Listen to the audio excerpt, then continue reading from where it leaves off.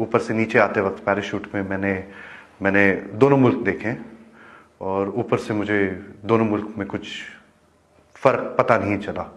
दोनों एक जैसे ही खूबसूरत हैं, और जब मैं नीचे गिरा था तब मुझे पता भी नहीं था कि मैं पाकिस्तान में हूँ या मैं अपने देश भारत में हूँ, क्योंकि दोनों मुल्क एक जैसे ही लगे थे मुझे, सारे लोग भी मुझे एक जैसे ही लगे थे। उसके बाद फिर मुझे चोट लगी थी काफ़ी गहरी, और मैं हिल नहीं पा रहा था। तो मैंने कोशिश की ये जानने के लिए मैं कि कौन से मुल्क में हूँ। तो फिर जब मुझे लगा कि मैं अपने मुल्क में नहीं हूँ, तो मैंने भागने की कोशिश की। मेरे पीछे लोग आए थे और उनका जोश काफ़ी ऊंचा था, और वो चाहते थे कि वो मुझे पकड़ ले। उसी समय पाकिस्तानी आर्मी के 2 जवान आए, उन्होंने मुझे पकड़ा एंड उन्होंने मुझे बचाया वहाँ से।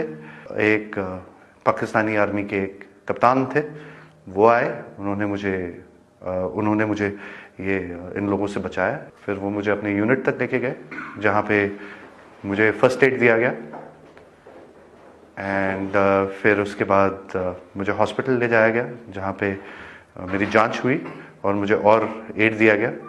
और उसके बाद इस जहाँ पे मैं हूँ, मैं तब से यहाँ पे हूँ आपकी खातिरदारी के साथ।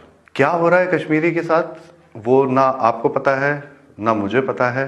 हमें थोड़ा सा शांति से सोचना चाहिए। I find the Pakistani army a very fine professional force and very chivalrous. I am very impressed by the chivalry which has been displayed by the Pakistani army. लड़ाई तब होती है जब अमन नहीं होता है। मुझे ये नहीं पता है कि क्या करना चाहिए अमन लाने के लिए, पर मुझे सिर्फ ये पता है कि अमन होना चाहिए। And I see no reason for us to continue with any kind of hostilities. मैं ये चाहता हूँ कि अमन रहे हमारे देश में, और हम अमन में